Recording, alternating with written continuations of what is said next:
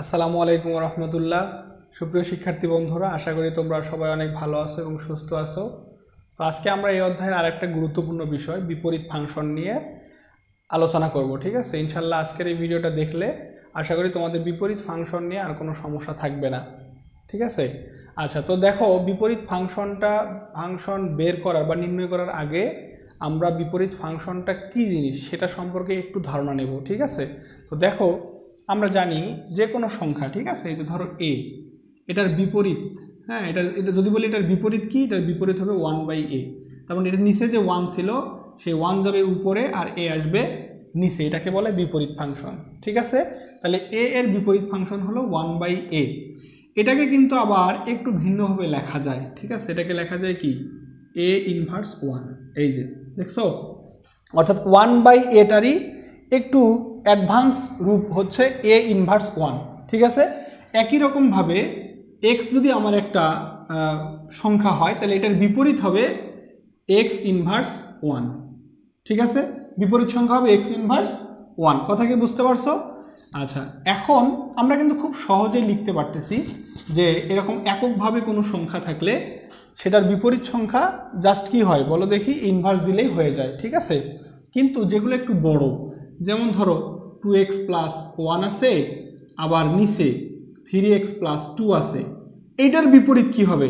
আমি এটা যদি নিচেরটা উপরে আর উপরটা নিচে দেই তাহলে কিন্তু হবে না, কারণ এখানে অনেক ক্যালকুলেশন আছে যেগুলো আসলে আমাদের করে বের করতে হবে। ঠিক আছে, এভাবে শুধুমাত্র উপরটা নিচে আর নিচেরটা উপরে দিলেই কিন্তু এখানে বিপরীত ফাংশন বের হবে না, কারণ এটা ভগ্নাংশ আকারে আছে, নিচেও কিছু অনেকগুলো সংখ্যা আছে, এই সংখ্যাগুলোর মানের উপর ভিত্তি করে কিন্তু এটা চেঞ্জ হয়ে যাবে। ঠিক আছে, তো যদি এককভাবে কোনো সংখ্যা থাকে সেটার বিপরীত ফাংশন ইনভার্স দিলেই হয়ে যায়, কিন্তু যেগুলো বড় সেগুলো মূলত কিভাবে বের করব সেটাই আমরা আজকের ভিডিওতে দেখব। ঠিক আছে, আচ্ছা, তো দেখো এখানে আমরা একটা জিনিস একটু খেয়াল করি, সেই জিনিসটা কি, আমরা জানি যে যে কোনো সংখ্যার বিপরীত ফাংশন এই যে ইনভার্স দিলে হয়ে যায়, তাই না?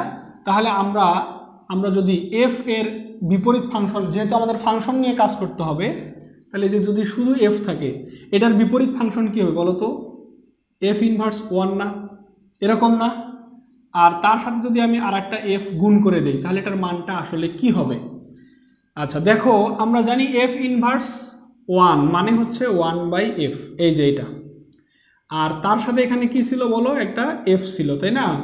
এই দেখো, এটা নিচের এফ আর এটা উপরের এফ কাটা গেলে এখানে কিন্তু 1 থাকে, তার মানে এফ ইনভার্স 1 আর এফ যদি গুণ করি তাহলে তার মান পাওয়া যায় হচ্ছে 1। কথা কি বোঝা গেছে? আচ্ছা, এবার যদি আমরা এই এফ ইনভার্স, এই দেখো এফ ইনভার্স 1 ইন্টু এফ, আর এখানে যদি এক্স দেই তাহলে এটার মান কি হবে বলো দেখি? নিশ্চয়ই তোমরা বলতে পারবে, কারণ আমরা জানি এফ ইনভার্স এফ এইটুকুর মান হচ্ছে 1, আর 1 এর সাথে এক্স গুণ করলে এক্স হয়, তার মানে F inverse F of x এটার মান হচ্ছে এক্স। ব্যাস, এইটুকু ধারণা যদি তোমাদের থাকে বা এইটুকু যদি বুঝতে পারো তাহলে কিন্তু বিপরীত ফাংশন নির্ণয় করে একেবারেই ইজি। ঠিক আছে, তো চলো আমরা কত সহজে দেখি আমরা এই বিপরীত ফাংশনটা বের করতে পারি। তার আগে আমি তোমাদের এটা একটু লিখে রাখি এখানে, যেটা আমরা শিখলাম যে F inverse F of x এটার মান হচ্ছে এক্স। ব্যাস, এইটুকু জানা থাকলে আমার বিপরীত ফাংশন আমি খুব ইজিতে নির্ণয় করতে পারবো। তো আমি তোমাদেরকে দুইটা উদাহরণ দিয়ে এই বিপরীত ফাংশনটা দেখাবো কিভাবে আমরা সহজে নির্ণয় করতে পারি। তো ধরে নাও আমি একটা ফাংশন নিলাম যে F of X equal 2x plus 3, ধরে নাও এটা একটা ফাংশন, তোমাকে বলা হলো যে এই ফাংশনটার বিপরীত ফাংশন নির্ণয় করো। ঠিক আছে, তাহলে কিভাবে নির্ণয় করব? ওই যে রেঞ্জ ঠিক যেভাবে নির্ণয় করছিলাম না, প্রথম অংশটা ঠিক সেম। ঠিক আছে, আমরা প্রথমে যে কাজটা করব, ধরে নিব যে ধরি এফ অফ এক্স সমান ওয়াই, আমরা এটা আগে ধরে নিব, ওয়াই ধরে নিব। ঠিক আছে, আচ্ছা, এরপরে দেখো, তার আগে বলে নেই যে এটার বিপরীত ফাংশন আসলে কি, যে এফ অফ এক্স এর বিপরীত ফাংশন কি হবে? এই যে এফ ইনভার্স এক্স, এটা হবে না? তার মানে আমাকে যদি এটার বিপরীত ফাংশন বের করতে বলে তার মানে এফ ইনভার্স 1 এর মান বের করলেই কিন্তু আমার কি হবে, বিপরীত ফাংশনের মান বের হয়ে আসবে। কথা কি বুঝছো? তাহলে আমাদের মূলত এইটার মান বের করতে হবে। এই যে এফ অফ এক্স এর বিপরীত ফাংশন মানে এফ ইনভার্স এক্স এর মান বের করা, ঠিক আছে। তো প্রথম কাজ আমরা কি করব, আমরা F of X equal Y ধরে নিব। আর যদি এখানে ওয়াই থাকে তাহলে কোনো সমস্যা নাই, ওয়াই থাকবে, ঠিক আছে। যদি না থাকে সেই ক্ষেত্রে আমরা ধরে নিব। তাহলে এবার দেখো এফ অফ এক্স এর জায়গায় আমরা কি করব, মানটা বসাই দিব 2x + 3, আর এই পাশে কি ছিল ওয়াই। এখান থেকে আমরা এক্স এর মানটা বের করে নিব, ঠিক আছে। তাহলে 2x থাকলো, আর এই +3 পার হয়ে গেলে কি হয়ে যাবে, -3 হবে। তাহলে এখানে আমরা x সমান কি পাচ্ছি, y -3/2, ঠিক আছে। ব্যাস, এই যে x এর মান দেখো, আমরা রেঞ্জ নির্ণয়ের ক্ষেত্রেও কিন্তু এইটুকু আমরা বের করছিলাম না, এখানেও বিপরীত ফাংশন নির্ণয়ের ক্ষেত্রে আমরা সেম এইটুকু কাজ করব। করার পর ওই যে আমরা একটু আগে দেখলাম F inverse F of x সমান এক্স, এই সূত্রটা আমরা এখানে অ্যাপ্লাই করব। তাহলে আমরা আবার লিখবো যে আমরা জানি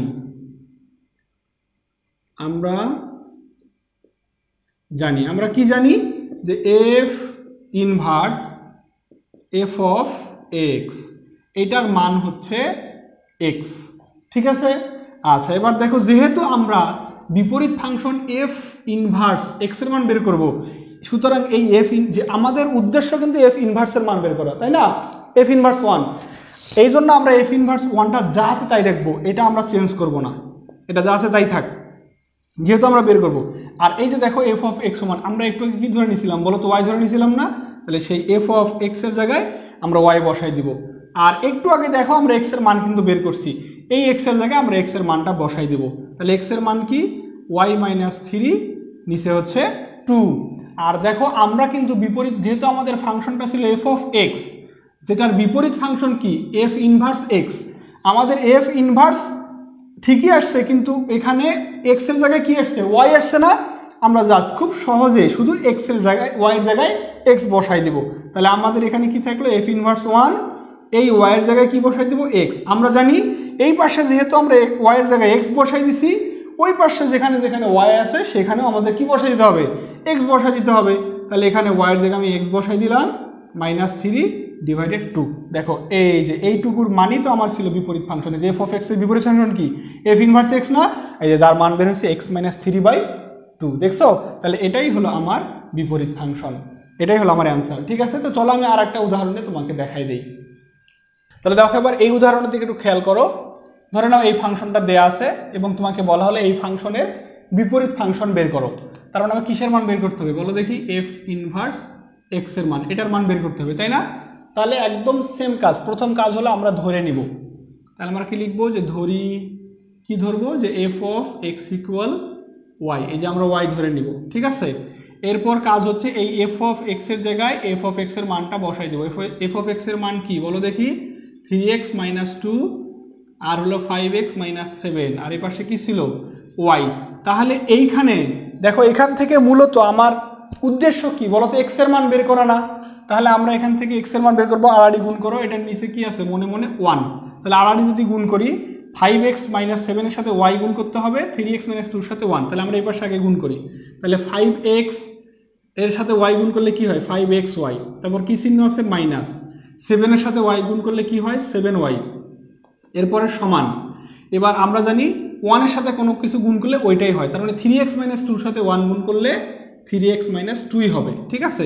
তো যেহেতু আমরা x এর মান বের করব, সুতরাং ওই পাশের এক্সটা আমরা এইদিকে মানে এক্স গুলাকে একদিকে করে ফেলবো, ঠিক আছে।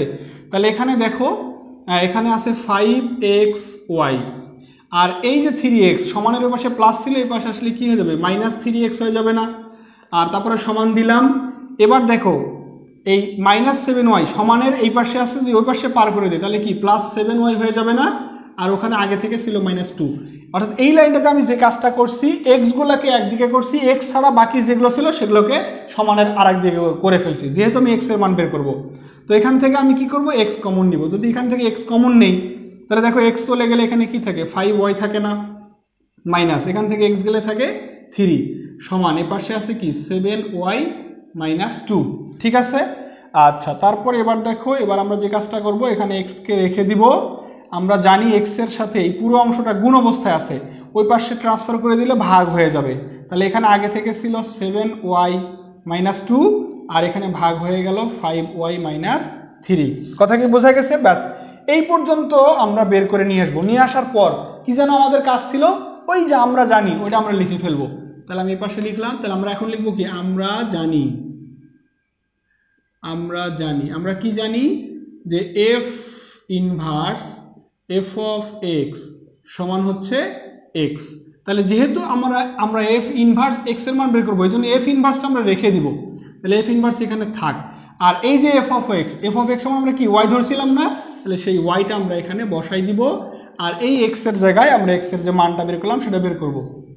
তাহলে সেটা কি 7y - 2 আর নিচে হচ্ছে 5y - 3, 5y - 3। কিন্তু আমরা তো বের করব এফ ইনভার্স এক্স এর মান, তাহলে জাস্ট এখানে আমরা কি করব, ওয়াই এর জায়গায় যদি আমরা এক্স বসাই দেই, এই যে ওয়াই এর জায়গায় এক্স বসালাম, ওই পাশে ওয়াই এর জায়গাগুলোতে কি হবে, এক্স হয়ে যাবে। তাহলে 7x - 2 তাহলে হবে 5x - 3।